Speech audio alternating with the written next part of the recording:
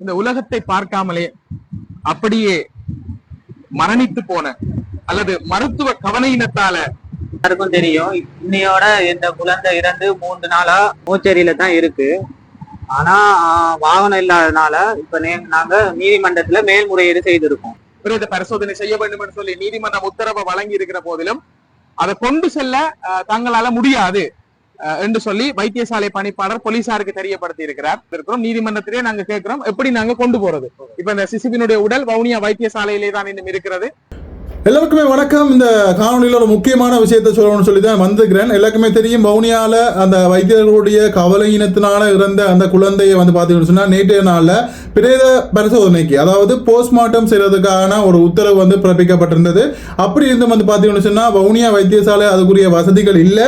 யாழ்ப்பாண வைத்தியசாலைக்கு கொண்டு அந்த குழந்தைக்கான போஸ்ட்மார்ட்டத்தை செய்யணும்ன்ற ரீதியில் பார்த்தீங்கன்னு சொன்னா வவுனியா வைத்தியசாலையில் அதுக்குரிய வசதிகள் எதுவுமே இல்லை என்று கூறப்படுகின்றது. இதன் மூலமாக பாத்தீங்கன்னு சொன்னா மீண்டும் மறுபடியுமாக அந்த குழந்தையினுடைய தந்தை நீதிமன்றத்துக்கு சென்றிருக்கிறாரு. அந்த சென்றதன் அடிப்படையில் இன்றைய நாளில் நீதிமன்றத்தினால ஒரு உத்தரவு பிறப்பிக்கப்பட்டிருக்கின்றது. வாகன ஒழுங்குகள் செய்யப்பட்டிருக்கின்றது. ஒரு வாகன ஒழுங்கு செய்யப்பட்டு அந்த குழந்தையை யாழ்ப்பாணத்துக்கு அனுப்பி அவர் அந்த குழந்தையை போஸ்ட்மார்ட்டம் செய்து வரும் வரைக்கும் உரிய செலவுகளை ஏற்றிருக்கிறாங்க. அது மட்டும் இல்லாமல் பார்த்தீங்கன்னு சொன்னா இந்த இடத்துலையுமே அந்த குழந்தையை வவுனியாவில் ஏத்தினா யாழ்ப்பாணத்தில் இறக்கணும், இடையில எங்கேயுமே வாகனத்தை நிப்பாட்டக்கூடாது என்ற ஒரு உத்தரவும் வவுனியா நீதிமன்றத்தினால உத்தரவு பிறப்பிக்கப்பட்டிருக்கிறது என்ற ஒரு செய்தியை சொல்லிக்கொள்றேன். இது சம்பந்தமான ஒரு வீடியோ பதிவையும் இணைக்கிறேன், பாருங்க. பார்த்துட்டு உங்களுடைய கருத்தை சொல்லுங்க. இதுல அந்த குழந்தையுடைய தந்தையும் உருக்கமான ஒரு கருத்தை வெளியிட்டிருக்காரு, அதையும் பாருங்க. நாங்க இப்ப வவுனியா நீதிமன்றத்துக்கு வந்திருக்கிறோம். உங்களுக்கு தெரியும், இந்த சிசுவினுடைய மரணம், வவுனியா வைத்தியசாலையில் இடம்பெற்ற சிசுவினுடைய மரணம் தொடர்பில் எல்லா தகவல்களுமே எல்லாருக்குமே தெரியும். இப்ப அந்த சிசுவ பிரேத பரிசோதனைக்காக நீதிமன்றம் உத்தரவை பிறப்பித்த போதும் அத யாழ்ப்பாணத்துக்கு விசேட சட்ட வைத்திய அதிகாரி அத போஸ்ட்மார்ட்டம் பிரேத பரிசோதனை செய்ய வேண்டும் என்று சொல்லி நீதிமன்றம் உத்தரவை வழங்கி இருக்கிற போதிலும் அதை கொண்டு செல்ல தங்களால முடியாது என்று சொல்லி வைத்தியசாலை பணிப்பாளர் போலீசாருக்கு தெரியப்படுத்தி இருக்கிறார். ஆகவே இந்த கொலை ஹாஸ்பிட்டல்ல இடம்பெற்ற ஒரு டெத்.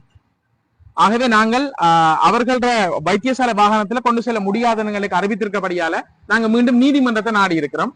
நீதிமன்றத்துல இன்னைக்கு நகர்த்தல் பத்திரத்தை நாங்கள் நீதிமன்றத்துல தாக்கல் செய்து இந்த நகர்த்தல் பத்திரத்தின் ஊடாக நாங்க நீதிமன்றத்துல வழக்கறிஞர் திரு அண்ணா அவர்கள் நீதிமன்றத்துல இந்த நகர்த்தல் பத்திரத்தை தாக்கல் செய்திருக்கிறார்.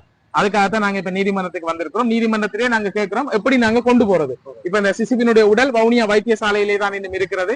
ஆகவே நாங்க எப்படி கொண்டு போறோம்னு சொல்லி நீதிமன்றத்துல நகர்த்தல் பத்திரத்தினூடாக மோஷன் போட்டு நாங்க அதை கேட்கறதுக்காக வந்திருக்கிறோம். எல்லாருக்கும் தெரியும், இன்னையோட இந்த குழந்தை இறந்து 3 நாளா அங்க மோச்சேரியில தான் இருக்கு. ஆனா வாகனம் இல்லாதனால இப்ப நாங்க நீதிமன்றத்துல மேல்முறையீடு செய்திருக்கோம். இந்த நீதிமன்றத்துல நம்ம நீதி அம்மா எடுத்த வழக்கு மூலமா நாங்க இந்த நீதிமன்றத்துல மேல்முறையீடு செய்து எனக்கு இப்ப என்னன்னா இந்த பிள்ளைய இன்னும் கொண்டு போக இயலாம இங்க இதுல வச்சிருந்து அனைத்து வழக்கறிஞர்களும் உண்மையா மனசாட்சிப்படி எனக்காக இந்த குழந்தைக்காக எனக்காகவும் இந்த குழந்தைக்காகவும் உங்களால முடிஞ்ச உதவியை செஞ்சு தருமாறு தாழ்மையுடன் கேட்கிறேன். வவுனியா மாவட்ட சட்டத்தரணிகளிடம் மிகவும் வினயமாக இந்த சகோதரன் கேட்டுக்கொள்கிறார். நியாயமாக நீங்கள் இதுக்கு குரல் கொடுங்க என்று சொல்லி வினயமாக வவுனியா சட்டத்தரணிகளை மிகவும் பணிவோட இந்த சகோதரன் உங்களிடம் இந்த அன்பான கோரிக்கையை, ஒரு கருணையான கோரிக்கையை முன்வைக்கிறார். அன்பான வவுனியா மாவட்ட சட்டத்தரணிகளை, இன்னைக்கு நான் இந்த சகோதரன் சொன்னவர் மகன் போட்டோவை காட்ட சொல்லி இவ்வளவு நாளும் நான் காட்ட இல்லை, நான் போட இல்லை.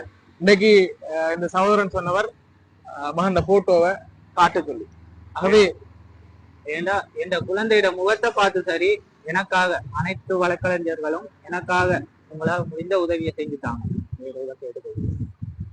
இந்த உலகத்தை பார்க்காமலே அப்படியே மரணித்து போன அல்லது மருத்துவ கவனையினத்தால இந்த உலகத்தை பார்க்காமல் அப்படியே இறந்து போன அந்த இளவரசனின் முகம் இது. பாருங்க, அந்த பிஞ்சு குழந்தையை பாருங்க, அப்படியே நித்திரை கொள்வதை போல, சிரித்து கொண்டு இருப்பதை போல அந்த குழந்தை காட்சி அளிக்கிறது. இப்பவும் மனசுக்கப்படுது, அந்த குழந்தை நித்திரை கொண்டு இருக்கிற மாதிரி, நித்திரை கொள்ற மாதிரி தான் தோணுது.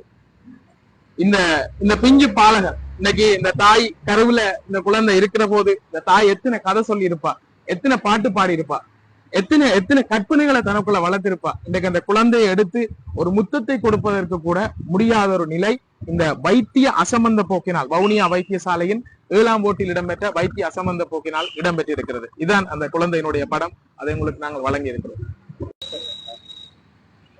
நாங்க காலம வந்து சட்டத்தரணி திருவருள் அவர்களினூடாக நகர்த்தல் பத்திரத்தை தாக்கல் செய்து அது இன்றைக்கு இப்ப நான் வழக்கு அந்த அந்த நகர்த்தல் பத்திரத்தினுடைய விசாரணை நிறைவுற்று எங்களுக்கு SLRC ஆம்புலன்ஸ்ல வந்து எங்கட இறந்த அந்த சிசுவை வந்து மகனை கொண்டு போறதுக்கு ஜட்ஜம்மா அனுமதி வழங்கி இருக்கிறாங்க.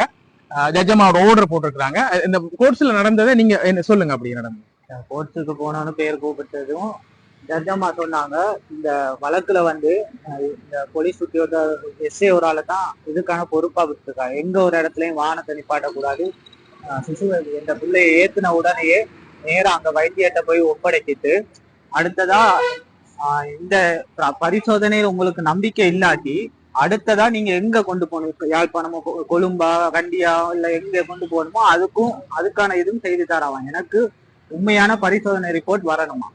அதாவது யாழ்ப்பாணத்தில் எங்களுக்கு நம்பிக்கை இல்லாத பட்சத்துல இந்த யாழ்ப்பாண ஜேஎம்ஓ ரிப்போர்ட் வருகிற போது எங்களுக்கு அப்படி நாங்க நம்பிக்கை இல்லாம சொல்லல. யாழ்ப்பாண ஜேஎம்ஓ அவர்களே, உங்களை நாங்க விசேட வைத்திய அதிகாரி அவர்களே, உங்களை நாங்க மிகவும் தயவாக கேட்டுக்கொள்கிறோம். இந்த இவர்களுக்கு நீதி வழங்கும்படியாக இதே சுத்தியோட நீங்க செயற்படுவீங்கன்னு இந்த பாதிக்கப்பட்ட இந்த பிள்ளையினுடைய தாப்ப நம்புறார். ஆகவே இந்த ஆம்புலன்ஸ் இப்ப வந்துட்டு இந்த ஆம்புலன்ஸ்ல சிசுவினுடைய உடல் கொண்டு செல்லப்பட போகிறது. இந்த SLRC ஆம்புலன்ஸ்ல உண்மையில நாங்க திருவண்ணாக்கு வழக்கறிஞர் திருவண்ணா அவர்களுக்கு நாங்க உண்மையா நன்றி சொல்றோம். காலமா வந்து திருவண்ணா காலமா வந்து இப்ப எல்லா விஷயங்களையும் செய்து வந்து இப்ப இந்த சடலம் வந்து உண்மையா அந்த வவுனியா மாவட்டத்தில் கூடிய சட்டத்தரணிகள்ல ஒரு பொது நலமாக எந்த காசு ஒண்ணுமே எங்கிட்ட வாங்கல. நாங்க கேட்டுக்கொண்டு இருக்கிறாங்க, அண்ணா வாங்கன்னா உதவி செய்யுங்க நான் இருக்கிறாங்க. அவர்கள் வந்து எங்களுக்கு இந்த போலீசாரோட ஆம்புலன்ஸ் இப்ப போய்கொண்டிருக்கிறது. SLRC ஆம்புலன்ஸ் ஆனது யாழ்ப்பாணத்துக்கு அந்த சிசுவனுடைய சடலம் போடுறது. யாழ்ப்பாணத்தில் எங்களுக்கு நம்பிக்கை, அந்த ஜேஎம்ஓ ரிப்போர்ட்ல நம்பிக்கை இல்லை என்ற நிலைமை வருகிற போது அதை நாங்க உடனடியாக இலங்கையினுடைய எந்த இடத்துக்கும் கொண்டு சென்று நாங்க மீண்டும் அந்த போஸ்ட்மார்டம் ரிப்போர்ட் செய்யக்கூடிய அந்த கோர்ட்ஸ் ஆர்டர் எங்களுக்கு கிடைத்திருக்கிறது. எனவே 99% நீதி கிடைக்காது நாங்கள் சார்ந்த எல்லாருமே சொல்றாங்க. ஆனால் அந்த 1% நம்பிக்கையோட நாங்க பயணிக்கிறோம். 99% நீதி கிடைக்காது என்று சொல்பவர்களுக்கு மத்தியில் 1% அந்த நீதி கிடைக்கும் என்ற நம்பிக்கையில இந்த சகோதரன் தன் பிள்ளைய பறி கொடுத்துட்டு இன்னைக்கு வந்து இந்த விஷயங்களை சமூக வலைதளத்துல நாங்க சொல்றதால போலீஸ்ல முறைப்பாடு போட போயிருக்கிறாங்க வைத்தியசாலை சார்ந்தவர்கள். அதை பத்தி பிரச்சனை இல்ல, போலீசார் சைபர் கிராம்ல போய் அதை இன்கொயரி போடுங்கன்னு சொல்லியிருக்கார்கள். உண்மையிலே இதுல நீங்க என்ன வேண்டாலும் செய்யுங்க. இந்த குரல் வலைய நாங்க சொல்ற இந்த விஷயங்களை நீங்க நசுக்க நினைச்சாலும், நாங்க சொல்றதை இப்ப நான் சொல்றதை நசுக்க நினைச்சாலும் என்னை போல பல பேர் வெளியே வருவார்கள், எழுதுவார்கள், அதை எழுதி கொண்டே இருப்பார்கள். ஆகவே நீதிக்கான ஒரு குரலாக நாங்கள் போராடி கொண்டிருக்கிறோம். எனவே இந்த சடலம் யாழ்ப்பாணத்துக்கு இப்ப கொண்டு செல்லப்படுகிறது SLRC ஆம்புலன்ஸினூடாக.